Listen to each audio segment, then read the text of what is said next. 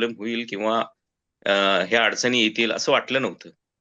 पण नंतर काही आणि आमच्या दोघांचं जर माझं तरी तिच्यापेक्षा पण जास्त चहाचं प्रमाण जास्त होतं. म्हणजे चहामुळे एवढे साइड इफेक्ट्स होतात, हा कधी विचार पण मनात आला नव्हता. म्हणजे आलं की आपण एक फॉर्मॅलिटी म्हणून किंवा कस्टमर हँडल करण्यासाठी म्हणून आपण चहा देणं हा प्रकार व्हायचा आणि त्यांच्याबरोबर माझं पण चहाचं प्रमाण वाढलं होतं. किमान एक 8-10 कप होतच होता.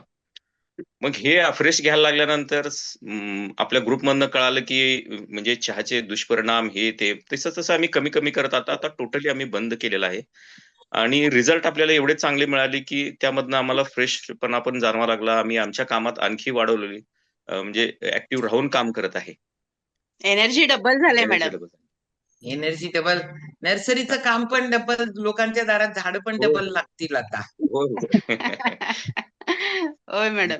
त्यामुळे आम्ही येस. दोघंही आपल्या ग्रुपचा मनापासून आभारी आहे. खूप खूप ऋणी आहोत मॅडम आम्ही शतायुषी फॅमिलीचे आणि आमच्या सगळ्या कोचेस आणि तुमचं गायडन्स खूपच सुंदर आहे मॅडम. चलो थँक्यू.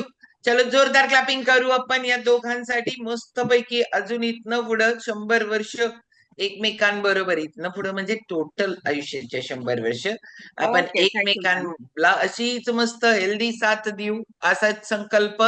आणि छानपैकी आपण जो संकल्प करीन ना तो कम्प्लीट होतो, कारण त्याच्यासाठी स्पेशली तुम्ही वर्क करताय. नुसता संकल्प केल्यानंतर होतं का? बिलकुल नाही. संकल्प केल्यानंतर लोक असंच गाठल्यावर झोपणार आणि हरी देईल म्हणणार असं नसतं. ह्याच्यासाठी आपल्याला स्पेशल वर्क करावं आणि लागतं. दुसरी गोष्ट मला बोलावी वाटेल, की आपल्या ग्रुपमध्ये गाईडलाईन फार प्रॉपर केलं जातं. म्हणजे आम्ही योगा करत असतो. म्हणजे मी आता ज्या ग्रुपला आहे तिथे शेटे सर घेतात. माझ्या मते स्वाती काय हा. मॅडम घेतात. त्या प्रत्येकाचं लक्ष असते. म्हणजे प्रत्येक प्रत्येक व्यक्तीकडे लक्ष असते. म्हणजे कोण चुकत असेल तर त्याला गाईडलाईन केलं जातं. इतकं कुठं केलं जात नाही. म्हणजे ज्यावेळी मी योगा करत असतो किंवा तुम्ही वर्कआउट करत असता, त्यावेळी आपल्याला वाटतं, की माझ्याबरोबर ही सगळी टीम आहे. आणि जर मला सांगितलं असतं, की हे दिलं फ्युअल आणि तुम्ही उद्यापासून योगा करा, तर ते माझ्याकडनं शक्य पण झालं नसतं. मी रोज म्हणजे 5ला उठतो, ते उठायला आळस पण केला असता. मीच नव्हे माझ्याबरोबर अशा बऱ्याच जणांनी या ग्रुपमधनं रिझल्टच मिळाले नसते. म्हणजे इतकं छान आपल्याकडनं गाईडलाईन होतंय किंवा प्रत्येकाकडे लक्ष कोण चुकत असेल तर त्याच्याकडे सांगितलं असतं, त्याला समजून घेतलं असतं. म्हणजे एवढं कराच म्हणून काही सक्ती पण नसते. कोण दमला तरी थांबा. म्हणजे हे जे काही गाईडलाईन मिळते आपल्या ग्रुपमार्फत, ते फार एक चांगल्या प्रकारे काम केलं जातंय. इतकं सोपं नाही हे, असं मला सर वाटतं. याच्यासाठी ना 40+ वर्ष झाली ही साधना केली पण आणि दुसऱ्यांचे वर्ग घेतलेत पण.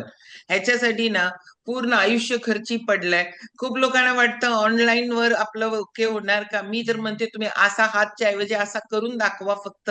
आम्ही इकडं सूचना असत्या